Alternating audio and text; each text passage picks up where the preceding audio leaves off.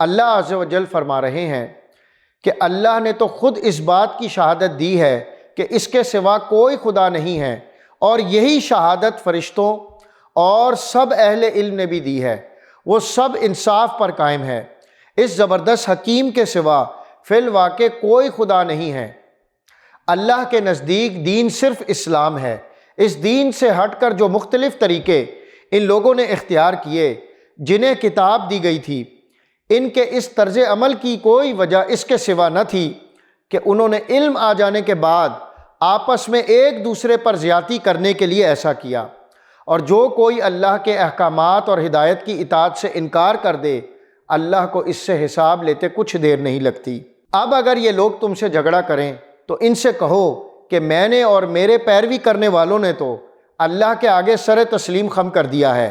پھر اہل کتاب اور غیر اہل کتاب دونوں سے پوچھو کہ کیا تم نے بھی اس کی اطاعت اور بندگی قبول کی ہے؟ اگر کی ہے تو وہ راہ راست پا گئے، اور اگر اس سے منہ موڑا تو تم پر صرف پیغام پہنچا دینے کی ذمہ داری تھی۔ آگے اللہ خود اپنے بندوں کے معاملات دیکھنے والا ہے، یعنی اللہ جو کائنات کی تمام حقیقتوں کا براہ راست علم رکھتا ہے، جو تمام موجودات کو بالکل واضح دیکھ رہا ہے، جس کی نگاہ سے زمین و آسمان کی کوئی چیز پوشیدہ نہیں ہے، یہ اس کی شہادت ہے۔ اور اس سے بڑھ کر معتبر عینی شہادت اور کس کی ہوگی کہ پورے عالم وجود میں اس کی اپنی ذات کے سوا کوئی ایسی ہستی نہیں ہے جو خدائی کی صفات سے متصف ہو، خدائی کے اقتدار کی مالک ہو اور خدائی کے حقوق کی مستحق ہو۔ اللہ کے بعد سب سے زیادہ معتبر شہادت فرشتوں کی ہے، کیونکہ وہ سلطنت کائنات کے انتظامی اہلکار ہیں، اور وہ براہ راست اپنے ذاتی علم کی بنا پر شہادت دے رہے ہیں کہ اس سلطنت میں اللہ کے سوا کسی کا حکم نہیں چلتا، اور اس کے سوا کوئی ہستی ایسی نہیں ہے جس کی طرف زمین و آسمان کے انتظامی معاملات میں وہ رجوع کرتے ہوں۔ اس کے بعد مخلوقات میں سے جن لوگوں کو بھی حقائق کا تھوڑا بہت علم حاصل ہوا ہے، ان سب کی آج تک یہ متفقہ شہادت رہی ہے کہ ایک ہی خدا اس پوری کائنات کا مالک و مدبر ہے۔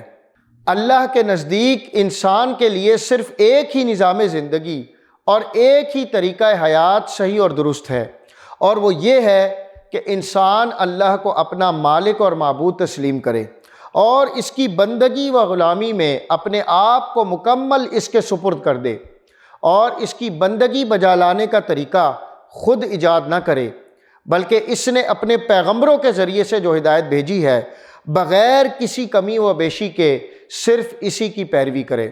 اسی طرز فکر و عمل کا نام اسلام ہے۔ آدمی اپنی حماقت سے اپنے آپ کو دہریت سے لے کر شرک و بت پرستی تک کے ہر نظریے اور ہر مسلک کی پیروی کا جائز حقدار سمجھتا ہے، مگر فروا روائے کائنات کی نگاہ میں تو یہ سراسر بغاوت ہے۔ مطلب یہ ہے کہ اللہ تعالیٰ کی طرف سے جو پیغمبر بھی دنیا کے کسی گوشے اور کسی زمانے میں آئے ہیں، ان کا دین اسلام ہی تھا، اور جو کتاب بھی دنیا کی کسی زبان اور کسی قوم میں نازل ہوئی ہے، اس نے اسلام ہی کی تعلیم دی ہے۔